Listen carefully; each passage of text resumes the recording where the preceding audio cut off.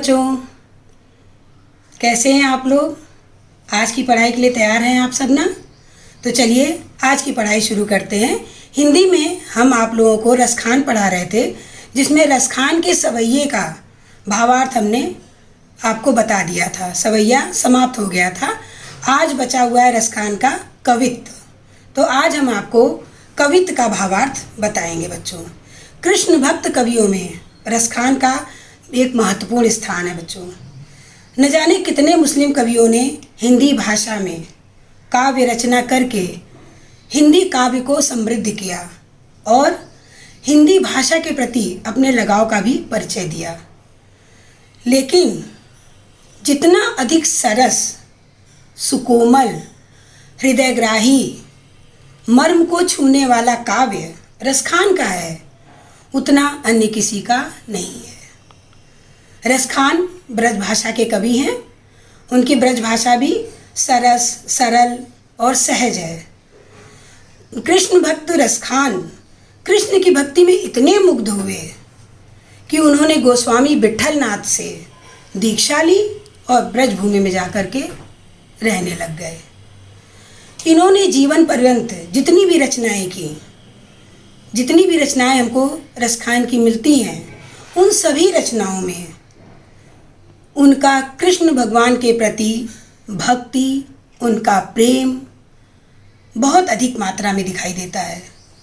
हर रचना उनकी जो है, उस हर रचना में उनकी अनन्य भक्ति और असीमित प्रेम जो है वो दिखाई पड़ता है। बच्चों, आज हमने जैसे आपको बताया अभी कि हम लोग आज रसखान के कवित्त के विषय में पढ़ेंगे। हम आज आपको कवित्त का भावार्थ पढ़ाएंगे, जो रसखान पाठ का अंतिम अंश है। हम कवित्त का अर्थ आपको बताएं, इसके पहले बच्चों हम आपको संदर्भ और प्रसंग के बारे में बताने जा रहे हैं।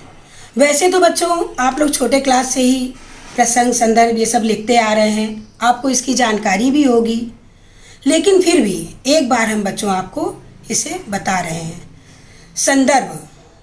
संदर्भ क्या है, किसे कहते हैं संदर्भ? गद्य या काव्य में वो अंश विशेष जिसकी व्याख्या हम करने जा रहे हैं, उस अंश को जहाँ से लिया गया है, उस पाठ्य पुस्तक का नाम, उस पाठ का नाम या पाठ के शीर्षक का नाम या रचनाकार का नाम, ये सब संदर्भ के अंतर्गत आता है। जैसे बच्चों, अगर आप रसखान पढ़ रहे हैं और आपको किसी अंश विशेष की आप व्याख्या लिखने जा रहे हैं, तो आपको संदर्भ लिखना है अगर, तो आप उसमें क्या लिखेंगे? सबसे पहले आप पढ़ क्या रहे हैं? रसखान का सवैया और रचनाकार कौन है, रचयिता कौन है? रसखान। तो आप जब संदर्भ लिखेंगे तो पाठ्य पुस्तक आपकी कौन सी है? हिंदी। फिर पाठ का नाम क्या है? रसखान। रचयिता इसके कौन है? रसखान। तो इस तरह जब आज अंश की व्याख्या करेंगे तो आपको संदर्भ में ये सारी चीज़ों की जानकारी देनी पड़ेगी। इसी को संदर्भ कहते हैं। अब संदर्भ के बाद प्रसंग आता है। अब प्रसंग किसे कहते हैं? जिस अंश को व्याख्या के लिए लिया गया है, उसमें कौन से विचार हैं, कौन से भाव हैं, या उसमें किस घटना का जिक्र किया जा रहा है, किस घटना से संबंधित है वो, ये सब जो जानकारी है ये प्रसंग में दिया जाता है। तो इस तरह बच्चों आपको संदर्भ और प्रसंग आपको अच्छे से समझ में आ गया होगा। अब हम आगे बढ़ते हैं पाठ पर, रसखान के कवित्त पर। तो कवित्त पढ़ाने से पहले बच्चों हम आपको कवित्त क्या है इसके विषय में जानकारी दे दें। कवित्त साधारण भाषा में तो कविता को ही कवित्त कहते हैं, लेकिन कुछ विशेष अर्थों में कवित्त छंद को कहते हैं, जो 4 चरण का होता है। तो इस तरह बच्चों हमने आपको संदर्भ बताया, प्रसंग बताया, कवित्त क्या है ये बताया, और हमें ये लग रहा है कि आप ध्यान से सुन रहे हैं, आपको समझ में भी आ गया होगा। तो अब इसके बाद बच्चों हम पाठ को शुरू करते हैं, रसखान के कवित्त। रसखान का कवित्व, ये आपके स्क्रीन पर है, हम पढ़ दे रहे हैं उसको एक बार। गोरज बिराजय भाल, लह लही बन माल, आगे गैया पाछे ग्वाल, गावे मृदु बानी रे। फिर से देख लीजिए बच्चों। गोरज बिराजय भाल, लह लही बन माल, आगे गैया पाछे ग्वाल, गावे मृदु बानी रे। तैसी धुनी बांसुरी की, मधुर मधुर जैसी, बंक चित्तवन मंद मंद मुस्कानी रे। तैसी धुनी बांसुरी की, मधुर मधुर जैसी, बंक चित्तवनी मंद मंद मुस्कानी रे। कदम बिटप के निकट तटनी के तट, अटा चढ़ी चाही पीत पट फहरानी रे। कदम बिटप के निकट तटनी के तट, अटा चढ़ी चाही पीत पट फहरानी रे। रस बरसावे तन तपनी बुझावे नैन, रस बरसावे तन तपनी बुझावे नैन, प्राण निरिझावे वह आवे रस खाने रे। प्राण रिझावे वह आवे रस खाने रे। बच्चों, अगर आपके क्वेश्चन पेपर में इस तरह ये पद्यांश आता है तो आप सबसे पहले इसकी व्याख्या करने के पहले आप इसका संदर्भ लिखेंगे। जैसा कि हमने आपको बताया, संदर्भ में पाठ का नाम, पुस्तक का नाम, रचनाकार का नाम ये लिखेंगे। इसके बाद आप प्रसंग लिखेंगे जिसमें आपको ये बताना होगा कि उस अंश विशेष में किस भाव की, किस विचार की या किस घटना की चर्चा की जा रही है।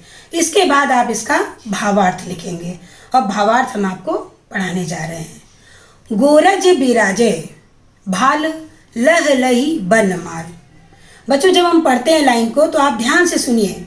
आप जब ध्यान से सुनेंगे तो आपको अर्थ इस लाइन में ही स्पष्ट होने लग जाएगा। गोरज बिराजे, गो रज, गो माने गाय और रज माने धूल, यानी जो गाय की खुरों से धूल उठती है, गो रज। बिराजे, विराजे माने सुशोभित होना। भाल, भाल माने मस्तक। गोरज बिराजे भाल। अब बताइए, गोरज कहाँ विराजमान है, कहाँ शोभायमान हो रहा है? मस्तक पर। और किसके मस्तक पर? कृष्ण भगवान के मस्तक पर। पहले हम आपको बता दें बच्चों कि इसमें कृष्ण भगवान वन से गायों को चरा करके सायंकाल लौट रहे हैं, तो उस समय का जो सुंदर शोभायमान दृश्य है उसका बहुत ही मनमोहक वर्णन रसखान जी ने इस कवित्व में किया है। उसी का वर्णन यहाँ पे हो रहा है बच्चों कि कृष्ण भगवान वन से गायों को चरा करके लौट रहे हैं, उनके साथ ग्वाल बाले भी हैं। तो उसी समय का वर्णन रसखान कवि इस तरह कह रहे हैं कि उनके मस्तक पर गायों की खुरों से उठा हुआ धूल शोभायमान हो रहा है। यानी जो गाय वहाँ पे चल के आ रही हैं तो उनके खुरों से जो धूल उठ रहा है वो कृष्ण भगवान के मस्तक पे भी छा गया है, वहाँ पे भी लग गया है। लेकिन वो धूल भी उनके चेहरे पे उनकी सुंदरता को, उनके चेहरे, उनके मस्तक की जो धूल पड़ी है वो उनके चेहरे की सुंदरता को बढ़ा रहा है, उनके सौंदर्य को और अधिक बढ़ा रहा है। और लह लही बन माल, और उनके हृदय पर लहलहा रही है, शोभायमान हो रही है। क्या शोभायमान हो रही है? वन माल, वन पुष्पों की माला। उन्होंने अपने गले में वन पुष्पों की माला धारण कर रखी है। तो रसखान कवि कह रहे हैं कि उनके गले में वन पुष्पों की माला सुशोभित हो रही है। और मस्तक पर क्या सुशोभित हो रहा है? गायों की खुरों से उठने वाला धूल। गोरज बिराजे भाल, लह लही बन माल। आपको स्पष्ट हो गया होगा बच्चों इसका अर्थ कि उनके मस्तक पर गायों की खुरों से उठने वाला धूल शोभायमान हो रहा है और उनके गले में वन पुष्पों की माला लहलहा रही है, हिल रही है, शोभायमान हो रही है। आगे गैया पाछे ग्वाल। कृष्ण भगवान के आगे आगे कौन चल रही है? गैया, यानी गाय। कृष्ण भगवान के आगे गायें चल रही हैं और पीछे पीछे सारे ग्वाले चल रहे हैं। गावे मृदु बानी रे, और वो जो ग्वाल बाल हैं सब मधुर वाणी में गा रहे हैं। इसके पहले भी एक बार आया था गोधन, तो हमने आपको बताया था कि ब्रज में गायों को चराते समय जो गीत गाया जाता है उसको गोधन कहते हैं। तो यहाँ पे वही गोधन को गा रहे हैं। आगे गैया पाछे ग्वाल, गावे मृदु बानी रे। मृदु माने क्या होगा? कोमल, मधुर। मधुर आवाज में वो गीत भी गा रहे हैं। तैसी धुनी बांसुरी को, मधुर मधुर जैसी। एक तो गीत और ऊपर से बच्चों बांसुरी की मधुर मधुर ध्वनि। आप कल्पना कीजिए कि वाकई उस समय रसखान कवि तो बिल्कुल विभोर हो गए होंगे उनके उस कल्पना को करके कि जब कृष्ण भगवान वन से गायों के साथ, ग्वालों के साथ गायों को चरा करके लौट रहे हैं, कि एक तो सारे वहाँ मधुर वाणी में गीत गा रहे हैं और उस पर से भगवान कृष्ण की मुरली बज रही है, जो जिसकी आवाज़ कैसी है? मधुर मधुर, बहुत मीठी है। तैसी धुनी बांसुरी की मधुर मधुर जैसी, बंक चितवनी मंद मंद मुस्कानी री। बंक माने होता है बच्चों तिरछा, और चितवन माने होता है देखना। बंक चितवनी मंद मंद मुस्कानी रे। बंक यानी तिरछा, और किसी को प्रेम पूर्वक किसी की ओर देखना, ये अर्थ होता है चितवनी का। तो इसका क्या अर्थ हो रहा है? बंक चितवनी, कृष्ण भगवान का तिरछे देखना। और किस तरह देखना बच्चों? चितवनी, प्यार से देखना, स्नेह के साथ देखना। और मंद मंद मुस्कानी रे, और उसके बाद उस तरह देखने के बाद उनका वो मंद मंद मुस्कुराना। बंक चितवनी मंद मंद मुस्कानी रे, उनका वो तिरछा देखना और उसके बाद उनका वो मंद मंद यानी धीरे धीरे उनका वो मुस्कुराना। कदम बिटप के निकट तटनी के तट। कदम, कदम्ब और बिटप माने वृक्ष। कदम बिटप के निकट तटनी के तट। कदम्ब वृक्ष के निकट यानी समीप, और तटनी के तट, तटनी आया है यमुना नदी के लिए। तटनी माने यमुना नदी, और यमुना नदी के किनारे पर, कदम्ब के वृक्ष के पास और यमुना नदी के किनारे, अटा चढ़ी चाही पीत पट पहरानी रे। पीत पट, पीत माने पीला और पट माने वस्त्र। कृष्ण भगवान पीला वस्त्र धारण किए हुए हैं, तो उसका भी वर्णन कर रही है गोपिकाएं दूसरी गोपिका से। कदम बिटप के निकट तटनी के तट, अटा चढ़ी चाही पीत पट पहरानी रे। एक सखी से दूसरी सखी कह रही है कि जरा अटारी पर चढ़कर उनका वो पीले वस्त्रों का फहराना देखो तो। कहाँ पे है वो?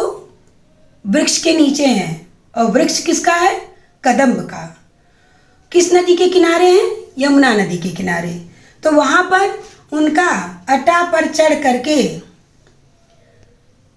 जरा ये जो सुंदर दृश्य है इसको जरा हे सखी देखो तो। फिर से हम पढ़ दे रहे हैं बच्चों, देखिए आप, फिर से समझा दे रहे हैं। कदम बिटप के निकट तटनी के तट, अटा चढ़ी चाही पीत पट फहरानी रे। कदम्ब वृक्ष के निकट यमुना नदी के किनारे वो उनका पीले पीले वस्त्रों का फहरना रस बरसावे, बड़ा आनंद बरसा रही है। ये जो दृश्य है कृष्ण भगवान का, जो ये सौंदर्यता है, जो मनमोहक ये वर्णन रसखान कवि ने किया है, वो रस बरसावे। कवि गोपिका कह रही है कि रस बरसा रहा है ये दृश्य, यानी रस का मतलब आनंद। आनंद बरसा रहा। तन तपनी, तन माने शरीर और तपनी माने पीड़ा, कष्ट। बुझावे नैन, और नेत्रों की प्यास को भी बुझा रही है। माने ये जो दृश्य है वो एक तो सबके मन को आनंदित कर रही है, रस बरसावे। शरीर की पीड़ा को, ताप को, कष्ट को भी दूर कर रही है, और नेत्रों की प्यास को भी बुझा रही है। प्राणनी रिझावे वह आवे रस खानी री। प्राणों को मानो रिझा ले रहा है, माने प्राणों को मानो आकर्षित कर ले रहा है, मोहित कर ले रहा है वो। वह आवे रस खानी री, वो जो रस का खान है ना, कन्हैया कृष्ण, वो आ रहा है। कहाँ से आ रहा है? वन से आ रहा है। और ये उसका वन से आना देख करके ऐसा लग रहा है जैसे हम लोग मंत्रमुग्ध हो गए हैं। उसने हमारे प्राणों को, हमारे मन को, हमारे शरीर को, सबको मानो उसने अपने वश में कर लिया है। तो इस प्रकार बच्चों अर्थ आपको समझ में आ गया होगा। एक बार आखिरी लाइन हम आपको इसकी और बताते हैं, ये वाली। रस बरसावे तन तपनी बुझावे नैन, प्राणनी रिझावे वह आवे रस खानी रे।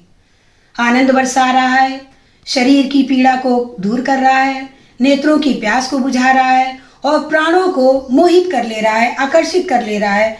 लोग इस दृश्य को देख के मंत्रमुग्ध हो जा रहे हैं। और वह रसखानी, रस का खान, रसखान का मतलब होता है रस का खान, यानी रस का भंडार। तो यहाँ पे जो रसखान शब्द आया ना बच्चों, यहाँ पे इस रसखान शब्द के दो अर्थ हैं। ये दो लोगों के लिए आए हैं। पहला तो आप जैसा कि जानते हैं रसखान यानी रसखान कवि, और दूसरा रस के खान। अब कौन हुआ रस का खान? कृष्ण भगवान। तो यहाँ पर रसखानी री शब्द जो आया है, रसखानी शब्द जो आया है, वो दोनों लोगों के लिए आया है। वो रसखान कवि के लिए भी ये शब्द आया है और भगवान कृष्ण के लिए भी आया है। बच्चों आपको ये समझ में आ रहा होगा, आप ध्यान से सुनिए, जरूर समझ में आएगा। और कुछ कठिन शब्द हैं बच्चों, आप एक बार हम बोल दे रहे हैं, आप अपनी कॉपी में नोट कर लीजिए। गोरज, गायों के खुरों से उठने वाली धूल। विराजे, सुशोभित होना। भाल, मस्तक, माथा। लहलई, बनमाल, लहलई माने शोभायमान होना। मृदु, मृदु माने कोमल। बंक, बंक माने तिरछी, तिरछा देखना। चितवनी, दृष्टि। विटप, विटप माने वृक्ष। तटनी शब्द आया है बच्चों, तटनी यमुना नदी। पीत, पट, पीत माने पीला और पट माने वस्त्र। तपनी, ताप, ताप यानी पीड़ा, कष्ट। रिझावे, मोहित कर लेना। और रसखान, रस के खान। ये था भावार्थ। पहले संदर्भ लिखना है, फिर प्रसंग लिखना है और फिर भावार्थ, जो अभी हमने आपको बताया। अब इसके बाद आपको काव्यगत सौंदर्य लिखना होता है। काव्यगत सौंदर्य में रस, छंद, अलंकार अगर कोई है तो, भाषा है, शैली है, ये सब आपको काव्यगत सौंदर्य में लिखना होता है। तो इसमें काव्यगत सौंदर्य हम आपको बता रहे हैं। पहला आपका रस, श्रृंगार रस है। छंद है वो मुक्तक छंद है। और अलंकार इसमें मधुर मधुर, और एक जगह आया है मंद मंद। इन दोनों जगह पर पुनरुक्ति प्रकाश है। और भाल, लह लही, बनमाल, यहाँ पर अनुप्रास अलंकार है क्योंकि शब्दों की आवृत्ति हुई है। रसखानी री, अभी हमने आपको भावार्थ के समय भी बताया कि रसखान शब्द में दो अर्थ चिपके हुए हैं। श्लेष अलंकार है और श्लेष शब्द का अर्थ क्या होता है? चिपका हुआ। यानी रसखान में यहाँ पर दो शब्द चिपके हुए हैं। एक का अर्थ है रसखान कवि और दूसरे का अर्थ है रस के खान यानी कृष्ण भगवान। तो इस तरह यहाँ पर श्लेष अलंकार है।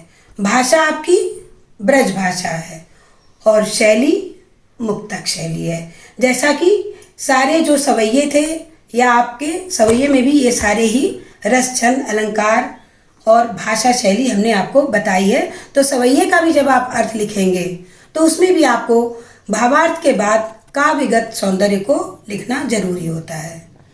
इस तरह बच्चों आज आपका ये रसखान पाठ खत्म हो गया। कवित्व का भावार्थ हमने आपको बता दिया।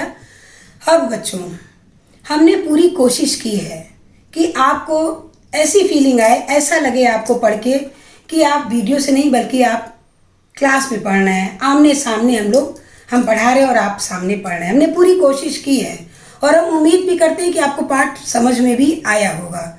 अगर आपने थोड़ा सा भी ध्यान दिया होगा तो आपको पाठ जरूर समझ में आया होगा।